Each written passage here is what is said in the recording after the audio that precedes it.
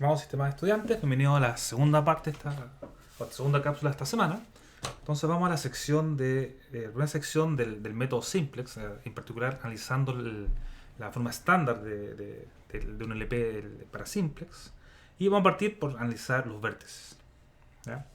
Y en particular, vamos a ver que estos vértices siempre existen. Vamos a hacer un, entre comillas, preprocesamiento de la región factible de simplex, ¿ya? Perdón. Y, o sea, este procesamiento de las restricciones, ¿cierto? Y vamos a ver cómo se escriben los vértices en esta forma estándar, ¿ya? Eso es lo que vamos a ver. Entonces, empecemos. Les recuerdo que la forma estándar de simplex, ¿ya? Uno escribía el problema en forma de maximización, ¿ya? Esa función lineal, y tenía restricciones genéricas de igualdad solamente, ¿cierto? Y uno asume que todas las variables eran mayor o igual que 0, ¿ya? Entonces no había restricciones genéricas como de menor o igual, ¿ya? Entonces, ¿qué es A? A es una matriz de tamaño m por n, ¿ya? Solo para ilustrar qué significa eso, significa que tengo m restricciones, ¿cierto?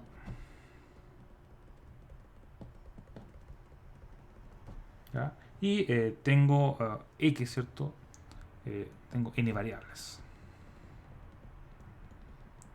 ¿ya? Y bueno, el vector b, que es el vector por el lado derecho de las restricciones, son m constantes, ¿cierto? Constantes, ¿ya? Entonces vector b. Y bueno, c depende del número de variables que uno tenga, ¿ya? Entonces, déjenme ilustrar lo que es la forma estándar. En realidad, más que fijarnos en la función objetivo, que la escribí, como ustedes pueden observar, de manera genérica, veamos cómo ilustra la forma estándar en R2, ¿ya? Este poliedro lo vamos a dibujar, ¿ya? Lo dibujo en el hortante positivo porque las variables son negativas, ¿ya? Y si quieren escribirlo de forma un poco más amigable, uno escribe como max C1x1 C2x2 sujeto a x1 más x2 igual 1, y bueno, las variables son no negativas, ¿ya? Entonces eso, bueno, observamos inmediatamente que una recta, y esa recta pasa por 1, o sea, 0, 1, y pasa por 1, por 0, 1, 0 y 0, 1, ¿ya? Entonces es esta recta, ¿ya? Y es esta recta, está en igualdad, ¿cierto? Intersectada con el hortante positivo, entonces me queda ese segmento. Entonces, la región factible asociada a este LP en forma estándar es justamente ese segmento, ¿ya? Entonces, geométricamente, eso es lo que es este problema. Y bueno, si quieren, uno también podría dibujar el vector objetivo. Digamos que este es C1, C2, ¿ya? Entonces queda esa flechita, ¿cierto? ¿Ya? Y si uno, bueno, optimizara en ese segmento, la solución óptima sería el vector, este vector que está acá, este vértice, ¿ya? Al ojo, hacia el ojo, ¿ya? Entonces eso es la forma estándar para, bueno, dos variables y una restricción. Uno también podría considerar una forma estándar con tres variables y también una restricción. ¿Y por qué lo hago así? Porque esto igual uno lo puede dibujar, ¿ya? Esta región factible, vamos a escribir de nuevo, se traspuesto x, sujeto a, y esto es, bueno, una recta, o hiperplano, o plano en este caso, estamos en R3, ¿ya? Y esto también uno lo puede dibujar, uno podría dibujar ahí, me disculpan si no me queda tan bueno el dibujo, x2, x3, y se analizan esta recta, ¿ya? Esta recta corta al eje, muy parecido al caso anterior, corta a los ejes en punto con uno ahí y uno ahí, ¿ya? Entonces, la región factible no va a ser un segmento ahora, ¿cierto? Va a ser este plano, o sea, especie de triángulo, ¿ya? Y un triángulo plano, no tiene volumen, ¿ya? Entonces, la región factible, en este caso, bueno, aquí incluía las variables negativas, por si acá, eh, eh, queda este plano que está ahí, ¿ya?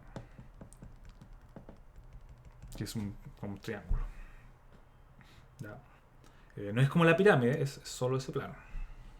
Ahora uno puede tener regiones más complicadas, ahora con tres variables, tres restricciones, y aquí, bueno, ya no puedo dibujarlo, o, bueno, yo no sé dibujarlo, uno puede dibujarlo con un programa, pero ahí me gustaría más. Eso es, recapitulando, problema de maximización, y con restricciones como genéricas de igualdad y todas las variables no negativas, ¿ya? Entonces, veamos algunas propiedades en general de esta forma estándar. La primera es que en forma estándar siempre hay vértices, ¿ya? Y eso es muy bueno porque recuerden que si el problema tiene solución óptima que es un vértice, ¿ya? Tal como lo vimos hace un rato. En particular, el método simplex toma sentido en la forma estándar porque siempre hay vértices. O sea, siempre puedo mover un vértice a otro, ¿ya? Entonces, ¿cómo sería la demostración? Vamos a Sketch, leerlo rápidamente. Entonces tenemos mi región factible, que vamos a buscar la misma que antes en R2, con una ahí, una ahí. Entonces tengo esta región factible. Y esa región factible está contenida en el hortante positivo, ¿cierto? Que lo vamos a marcar en amarillo, pero déjenme cambiar de amarillo. Entonces este es el hortante no negativo, o sea, las variables no negativas, ¿cierto? Entonces estoy contenido en la negativa hortante que está en amarillo, y ese, ustedes pueden observar que esto es un cono, y es un pointed cone, ¿cierto? Entonces en ninguna parte de este cono hay una línea, no puede haber una línea porque es un cono pointed, ¿ya? Cualquier línea que ustedes, digamos una línea, la línea completa, no un rayo, cualquier línea que ustedes quieran poner ahí, se va a salir del hortante positivo, ¿ya? Por ejemplo, a ver, si uno quiere una línea que uno cree que no se va a salir, en cambio, pero se sale igual. No sé. Entonces esta línea que está lejos del origen, pero si como la línea continúa, en algún momento se sale. Y perdonen por esa línea tan poco profesional. De hecho, déjenme usar la tecnología. Entonces cualquier línea que uno considere siempre se va a salir del hortante no negativo. Cualquier línea que ustedes quieran. Entonces el hortante no negativo no contiene ninguna línea, es pointed cone, ¿ya? Por lo tanto, el poliedro P, ¿ya? Que lo dibujé ahí en azul, ¿cierto? Este poliedro P no puede contener líneas, ¿ya? Porque, claro, un poliedro que está ahí metido dentro del hortante no negativo no puede contener líneas, y por lo tanto, recuerden la equivalencia entre tener vértices, si se la escribo acá, entonces P no tiene líneas, ¿cierto? Esto es lo que vimos hace como varias semanas. Si solo sí P tiene vértices, ¿ya? O lo mencionamos al menos. Y eso, entonces el PvP no puede tener líneas, entonces tiene que tener vértices, ¿ya? Y la gracia, la propiedad más importante, si quieren acá, es que la región factible está contenida en el en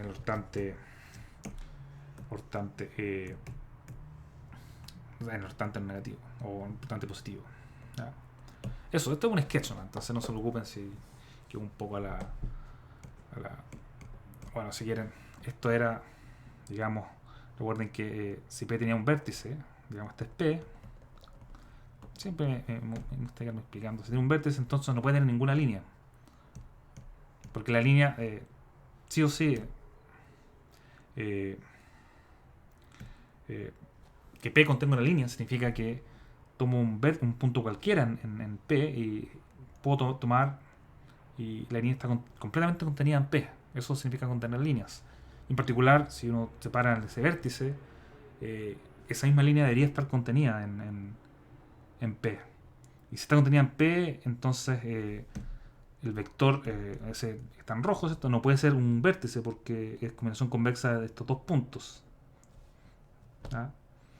Entonces esa es la idea de esta propiedad. ¿Ya? Pero bueno, quedémonos con lo importante, que en este caso es poder decir que en la forma estándar de simplex siempre hay vértices. Entonces, si el poliedro ustedes, las restricciones les dan un poliedro no vacío, entonces va a haber vértices. ¿Ya? Ahora, pasemos a lo que llamé la preprocessing property. ¿Ya? Y el problema, lo que puede pasar, que esta matriz A igual B, ¿cierto? Puede ser que esta matriz sea muy grande y tenga, bueno, muchas filas, ¿ya? Y el rango de una matriz depende del número de filas y del número de columnas. En particular, podría ser que el número total de restricciones fuera mayor que el rango de A. El rango, recuerden que es un número, y podría ser que la matriz tuviera más filas que el rango. ¿Ya? ¿Cuál es el problema con eso? Recuerden que un vértice lo que uno quiere hacer es tomar n filas LI, ¿ya? Pero ahora, si tengo muchas filas por las cuales elegir, va a haber muchas combinaciones de filas LI, ¿ya? Entonces, no, como que no conviene mucho eso, ¿ya? No conviene tener tantas filas. Entonces este preprocessing property se refiere a lo siguiente. Bueno, se puede decir que está la matriz A. Si la matriz A no es tan, igual le dibujé larga, no es tan larga, digamos, está la matriz A ahora, y supongamos que tenemos un número de filas o un número de restricciones igual al rango de A, ¿ya? Entonces este es un buen caso, porque yo sé que si tengo tantas filas como el rango de A, todas esas filas van a ser filas linealmente independientes por álgebra lineal, ¿ya? Entonces, si tengo este sistema, yo sé que si tomo todas las restricciones, que son, digamos, el caso de M igual al rango de A, ¿cierto? Son todas las restricciones que tengo, versus el caso anterior, que era que M era mucho mayor, si quieren, que el rango de A, ¿ya? Entonces ahora tengo menos restricciones, lo que siempre es bueno si quieren un problema más simple de escribir, ¿cierto? Pero en particular yo sé que todas esas restricciones, como son iguales al rango de A, yo sé que todas son linealmente independientes, ¿ya? Entonces este es el caso en el que me gustaría estar. Pero afortunadamente esta propiedad, ¿ya?, me dice que si el EP es factible, entonces la verdad que uno puede asumir que el rango de A es igual al número de restricciones que uno tiene, ¿ya? ¿Cómo? Uno puede remover, ¿ya?, algunas restricciones que sean linealmente dependientes de las otras. Y uno puede remover restricciones, aquí lo importante es la propiedad, ¿cierto?, sin afectar la región factible, ¿ya? Y bueno, ¿por qué era útil esto? Recapitulando, es porque cuando uno calcula los vértices y los radios extremos, si es que yo tengo que M es igual al rango de A, que es lo que me dice esta propiedad, ¿ya?, entonces cualquier combinación de restricciones de igualdad que yo tome van a ser linealmente independientes, ¿ya? Porque tengo el número suficiente de filas, no tengo filas que son linealmente dependientes, ¿ya? Entonces, para ver esto en un ejemplo, ya veamos el EP ya lo vimos, y en este caso el rango de A es 2 y el número de filas es 3, ¿ya? Estamos en el caso malo, ¿ya? ¿Y por qué? Bueno, porque el rango de A es 2 es porque la fila, digamos rows, si quieren, fila row 1, row 2, row 3, rows, uno puede escribir, voy a escribirlo en la forma siguiente, R3, esa fila, se puede escribir como 1 partido por 10, R1 menos R2. Entonces, bueno, esto es lo mismo, o sea, es lo mismo para que lo vean más explícito. Esto es 1, 1, 1, es igual a un décimo de 1, 10, 2, que es R1, menos R2, y bueno, eso es más 9, 0 y 8. Y eso es, bueno, justamente, bueno, esa igualdad se tiene. Porque me queda un partido 10 por un vector de puros 10. ¿Ya? Entonces, esto era para que, ¿por qué estoy diciendo eso? Entonces, tiene filas que son linealmente dependientes. Entonces, a mí me gustaría eliminar esta fila que es linealmente dependiente de las demás. ¿Ya? Eso es lo que uno quisiera hacer. Y esta propiedad nos dice que, bueno, efectivamente se puede. ¿Ya? Se pueden eliminar restricciones de tal manera de que el número de filas idealmente me quede igual a rango A, que es 2, o sea, voy a tomar solo estas dos filas, por ejemplo. ¿Ya? Y veamos que efectivamente se cumple esta propiedad, digamos, para este ejemplo. ¿Ya? Y para ello llamemos a la región factible de este LP, o sea, déjenme ser un poco más preciso, a eso más las otras restricciones. Esto llamémoslo el poliedro P, y a la región factible del otro LP, que ya vamos a ver que es el mismo, igual a Q. ¿Ya? Recuerden que la idea, bueno, la única diferencia entre estos dos LP es que acá removí una restricción. ¿Ya? Entonces, está en verde es lo mismo. ¿Ya? Entonces, lo que nos dice la propiedad es que al remover tres restricciones, uno no cambia la región factible. ¿Ya? Siempre y cuando uno llegue al rango de A. ¿Ya? Todas las filas son LI. ¿Ya? Entonces, el claim es que P es igual a Q. ¿Ya? Si remuevo una fila que es linealmente dependiente, entonces no pasa nada. ¿Ya? Veamos por qué ocurre esto. ¿Ya? Entonces, primero es claro que el poliedro P está contenido en el poliedro Q. Pues tiene, es más chico, un conjunto más chico porque tiene más restricciones. Tiene una más, ¿cierto? Muy bien. Eso siempre se cumple. Pero ahora veamos por qué el conjunto P no es estrictamente más grande que Q. Perdón, que P. El conjunto Q no es estrictamente más grande, a pesar de tener menos restricciones. ¿Ya? Entonces, vamos a tomar X en Q y vamos a probar que efectivamente ese punto está en P también. ¿Ya? Entonces, tomamos X está en Q. ¿Ya? Por ver, si quieren, que X está en P. ¿Ya? Y se fijan, lo único que nos falta para ver que el X esté en P, ¿cierto? Es ver que el X satisface también esta última restricción. ¿Ya? Entonces, lo que queremos probar, es decir, lo único que nos falta probar, si quieren, que X también cumple la última restricción, que X1, la última restricción la escribo explícitamente, eso me da esa suma, que es 1, 1, 1 por vector X1, X2, X3, es igual a 3. ¿Ya? Que es esta, bueno, es la última restricción. ¿Ya? Pero eso efectivamente se cumple, pues yo sé lo siguiente. Sabemos que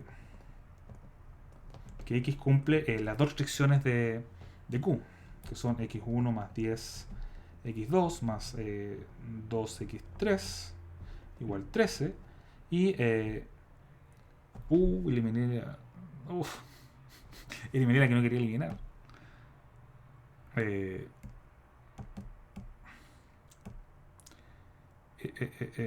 Todo está bien, salvo que para efectos ya que pinté todos los colores apropiados, ya por eso no están entendiendo nada.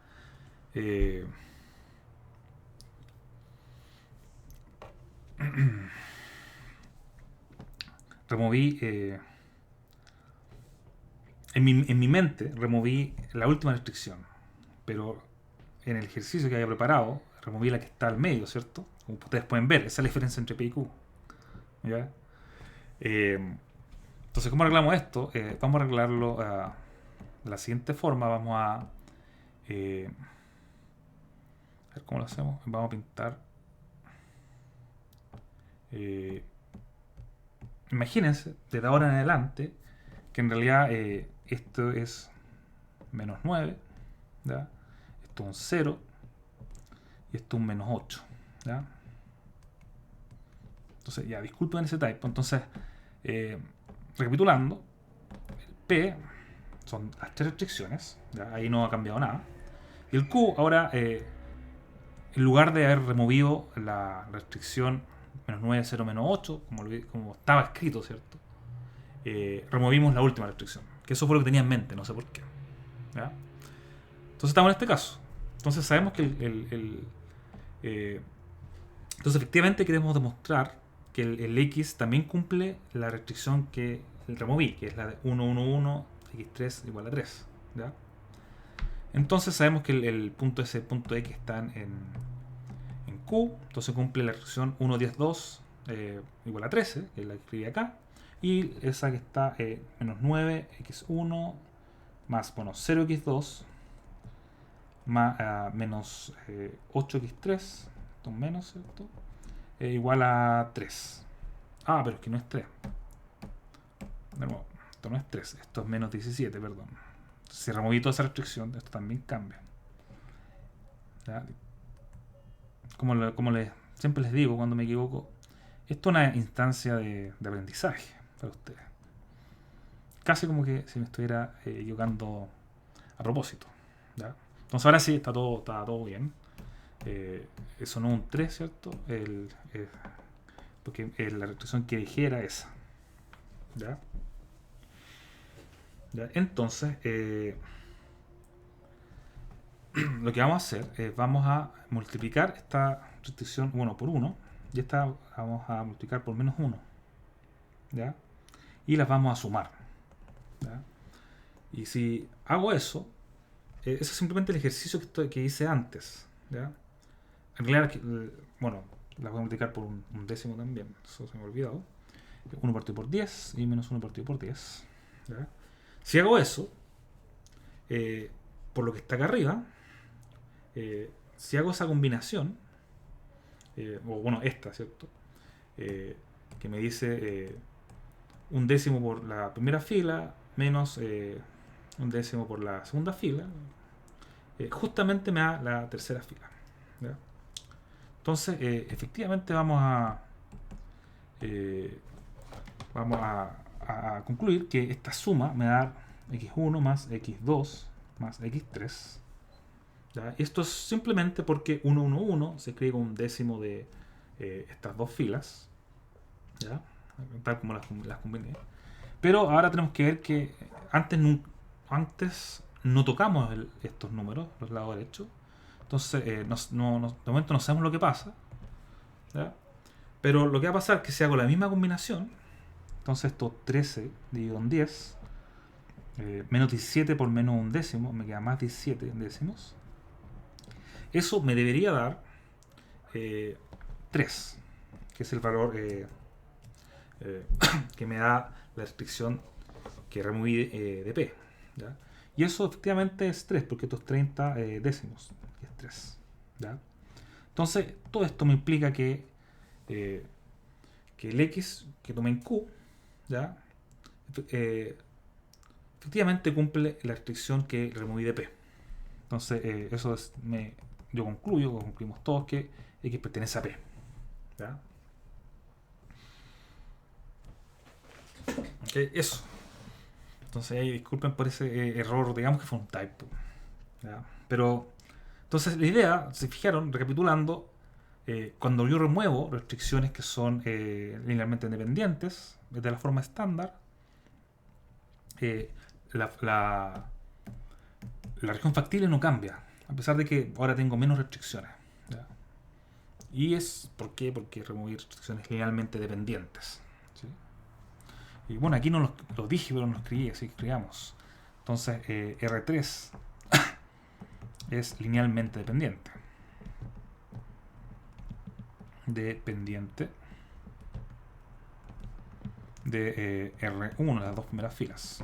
¿Ya? Recuerden que acá el teorema nos decía que podemos remover filas linealmente dependientes. ¿Ya? Entonces, uno remueve filas hasta que todas me queden linealmente independientes. Bueno, ¿por qué funcionó todo esto? Es porque este conjunto es factible. ¿Ya? Y es por eso que pude combinar, esta combinación me dio justo 3, lo que me daba antes. Si hubiera tenido otro número, no hubiera funcionado. Otro número que me diera un conjunto P vacío. ¿Ya? Eso, ahora pasemos a... Ya que, bueno, recapitulando, tenemos dos propiedades de la forma estándar. Uno, que, bueno, se me perdió acá. Uno, siempre hay vértices, por un lado. Y puedo procesar la forma estándar de manera de que todas las restricciones que están en igualdad ahí son linealmente independientes. Removiendo restricciones linealmente dependientes. ¿Ya? Ya que vimos eso, ahora sigamos mirando la forma estándar y analicemos qué son los vértices en este caso. ¿Ya? Y recuerden del capítulo donde estudiamos los vértices, había varias formas equivalentes de referirse a un vértice. ¿Ya? Y aquí les repetí. Uno está la definición en términos de cara, que esta es la definición que uno llamamos, creo que Nemirovsky llamó vértice. ¿Ya? Entonces, es un vértice. Está la definición 3, que esta es la definición que nos escribimos como extreme point. ¿Ya?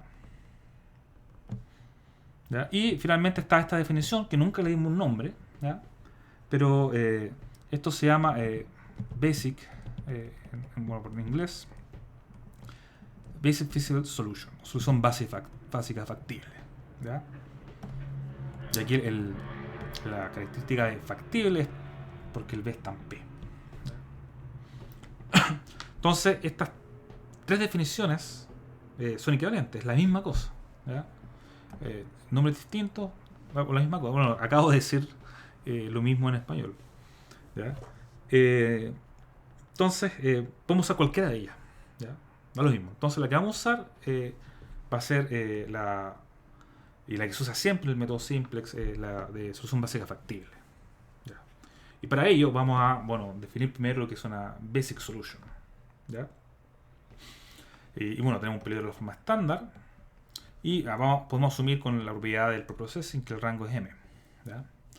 Entonces, la definición de una solución básica primero, antes de definir solución básica factible, es un punto tal que satisface en igualdad n restricciones de P, y estas restricciones son definidas por restricciones linealmente independientes. ¿Ya? De aquí se parece a lo que discutimos antes un poco, pero en realidad necesitamos más restricciones linealmente dependientes. ¿Por qué? Porque independientes. Porque, bueno, si uno piensa en el sistema de la forma estándar, ¿cierto? ¿Cuántas restricciones son esas? Son solo m restricciones. ¿Ya? Y si quiero completar n, ¿ya? Necesito n menos n más. N menos n restricciones adicionales. Y esas restricciones, ¿de dónde las saco? Que las quiero poner en igualdad, ¿cierto? Las tengo que sacar del x mayor igual que 0. Entonces, no sé, podemos decir que x1 es 0, quizá hasta x sub, veamos m menos n. Este es un ejemplo. Entonces, si ahí cuento, tengo justamente, bueno, m más, bueno, aquí lo escribí al revés.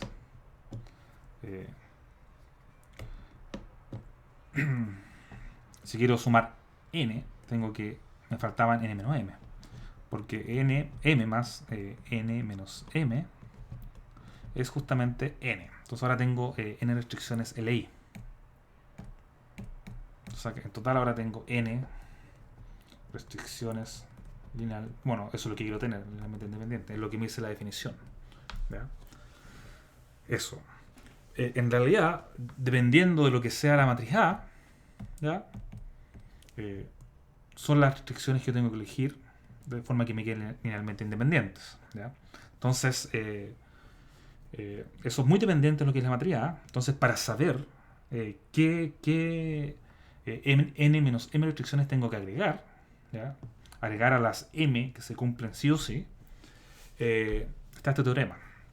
Dicen que para un polígono de forma estándar con rango AM, todas las soluciones básicas son de esta forma, ¿ya?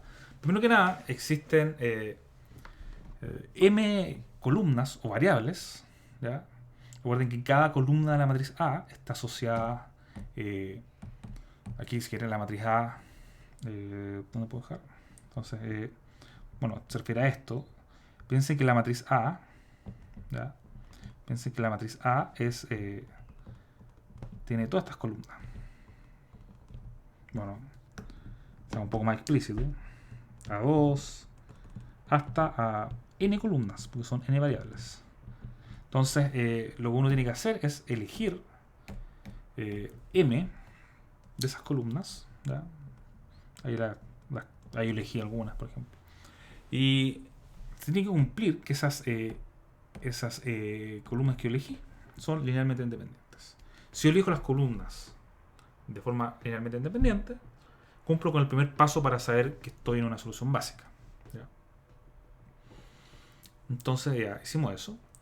Y lo que tengo que hacer ahora, para saber cuáles restricciones yo pongo cuáles restricciones de mayor o igual que 0 pongo o sea, cuáles elijo, ¿cierto? Tengo que tomar el resto de los índices, ¿ya? O sea, en lugar de i sub 1 hasta i sub m, pongo el resto. Y pongo esas variables, las pongo en 0, ¿ya? Entonces esas n restricciones n menos m restricciones que faltan, las obtengo al mirar los índices que no son o que no están en la parte 1, ¿ya? Finalmente, para encontrar el vector b, que me da el vértice o la solución básica, yo sé que n menos m índices son igual a 0, que para encontrar el valor de los otros, resuelvo el sistema que me queda, ¿ya? Que tener m variables nuevas, que son justamente perdón, para encontrar los otros índices. Entonces, si quieren, déjenme. Esta parte 3 sirve para encontrar el resto de los valores. Los valores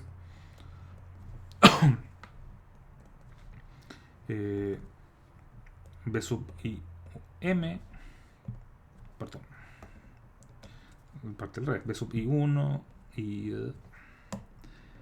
b sub i2, b sub i3, así hasta el resto de las otras columnas que elegí, b sub i m. Entonces son los valores que tengo que encontrar, y eso lo encuentro resolviendo ese sistema, ¿ya? Está ahí, y eso me sirve para encontrar esos valores. Ya, ahora, antes de seguir, aquí hay un typo. Dije que era el x sub m menos n, igual que porque venía del error que tuve antes, es n menos m.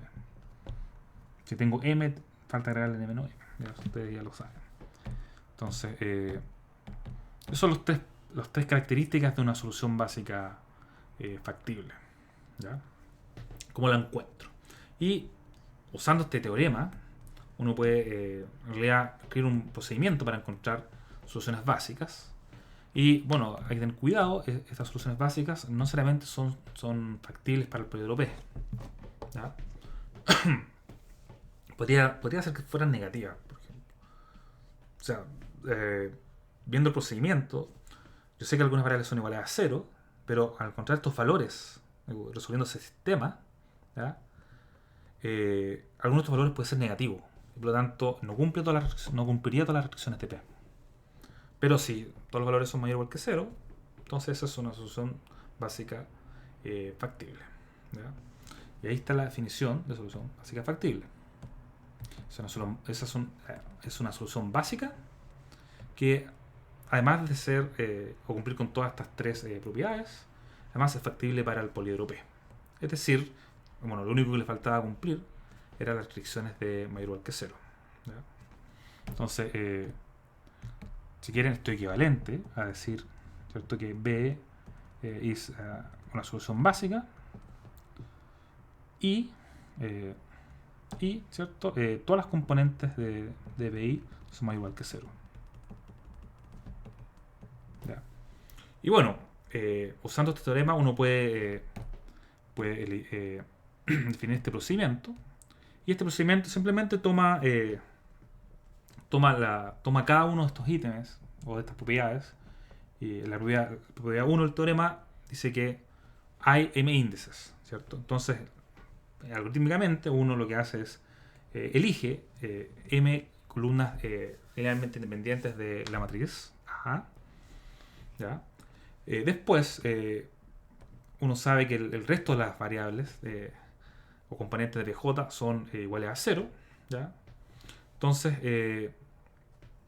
lo que uno hace es poner el resto de las variables de mi problema, ¿cierto?, el x, en 0. Entonces uno hace eso también. Y finalmente, para encontrar el resto de los valores, ¿ya? Uno resuelve el sistema que le queda, ¿ya?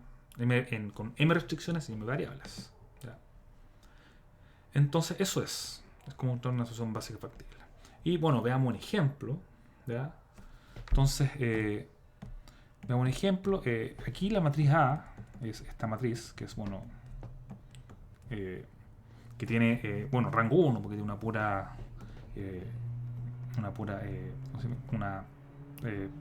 fila, ¿ya? Entonces que bueno, en este caso igual a m, que es el número de restricciones, es una pura restricción, ¿ya? Entonces siguiendo el procedimiento, paso 1. Entonces paso 1, recordémoslo, elijo m filas linealmente independientes. Entonces elijo una en este caso, porque m es igual a 1, ¿ya? Elijo, por ejemplo, a sub 1, ¿ya? Que en este caso sub 1 es igual a 1, ¿ya? Esto es a sub 1 y esto a sub 2, las dos columnas de la matriz, ¿ya? Ahora vamos al segundo paso. El segundo paso me dice que el resto de las columnas o el resto de las variables las seteo en 0. Entonces la otra columna, x2, lo seteo en 0, ¿ya? Muy bien. Y finalmente, paso 3, resuelvo el sistema que me queda, ¿ya? Aquí el sistema es muy simple, tengo una pura ecuación, ¿cierto? Entonces me queda 1 por x1 más 0, o sea, porque x2 vale 0, igual a 1. Y esto me dice, bueno, que x1 vale 1.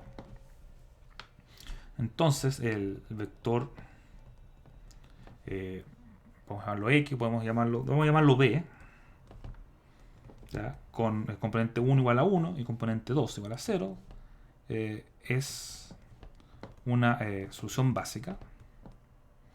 Pero además B es en realidad una solución básica factible, pues B, todas las componentes son mayor o igual que 0.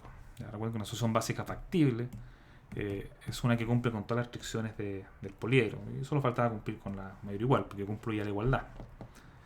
¿Ya? Mayor igual que 0, porque cumplo con la igualdad de AX igual a B. Ya, entonces ya, muy bien, encontramos esa solución básica factible para este poliedro ya simple. Y bueno, si quieren, este poliedro ya lo dibujamos antes. Efectivamente lo dibujamos antes. Recuerden que era que tenía un 1 acá, un 1 acá. Estaba esa era la región factible, si uno la dibujaba. Y la solución que encontramos esta, este es B, ¿sí? Ahora veamos un ejemplo más complicado, ¿ya? Entonces acá ahora la matriz A es 1, 1, 10, 1, 2, 1. ¿Ya? Y bueno, sigamos todos los pasos, igual que antes. Ahora, el rango de esa matriz, bueno, se olvidó decir que el rango de esa matriz, uno puede ver que es 2, que es justamente igual a m. ¿Ya? Entonces tengo que elegir dos columnas. El paso 1 es elegir las columnas linealmente independientes. Entonces tengo que elegir dos columnas linealmente independientes. Y aquí en realidad podría elegir cualquiera. Ya, vamos a elegir esa y esa. ¿Ya? Entonces, estoy escribiendo en azul. Elijo, o elegimos, bueno, ya escribí elijo. Columnas o variables, ¿cierto? 1 y 3. ¿Ya? Ahora, segundo paso es poner el resto, todas las otras columnas en 0. Me subo a X2 de nuevo, lo siento por X2, la pongo en 0. ¿Ya? Y ahora tengo que resolver el sistema que me queda. Entonces, tengo que resolver. Uno puede, bueno, un sistema de 2x2 me va a quedar, bueno, este sistema me queda así: 1, 2, 1, 1, x1, x3, porque x2 la puse en 0, por eso me olvidé de esa columna. Eso tiene igual a 13, 3. ¿Ya? Y esto, bueno, esto me dice que x1, x3, si lo hago con forma matricial, es eso a la menos 1 por 13, 3. Esa matriz a la menos 1, la pasé para el otro lado. Y si uno se acuerda de la inversa de una matriz 2x2, la pueden buscar en Wikipedia. Si no me equivoco, esto es 1 dividido el determinante, que es 1 menos 2, que es, bueno, menos 1, por la matriz. Tengo que invertir los coeficientes, me queda de la diagonal, me queda 1, 1, y le cambio el signo al resto. ¿Ya? Y eso tiene que ser multiplicado por 13, 3. ¿Ya? Eso si no me equivoco. Entonces, bueno, este 1 dividido menos 1 es menos 1. Entonces menos. Y esta multiplicación me queda 13 menos 6, que es 7. Si no me equivoco. Déjame ver. 13 menos 6. Y ya, menos 13 más 3. Y eso es menos 10. Menos 13 más 3 es menos 10. Y eso, bueno, el punto menos 7,10. ¿Ya? Entonces, obtengo la siguiente solución básica factible. Vamos a decir acá. Solución base factible, la vamos a llamar B también. La componente 1 tiene un menos 7. La componente 2 tiene un 0 porque ya lo habíamos fijado en 0. Y la otra componente es un 10. Si no me equivoco. ¿Ya? Es una solución básica. Pero B no es BFS, no es básica factible. ¿Por qué? Porque no cumple con todas las componentes mayor o igual que 0. Esa ya es negativa. ¿Ya?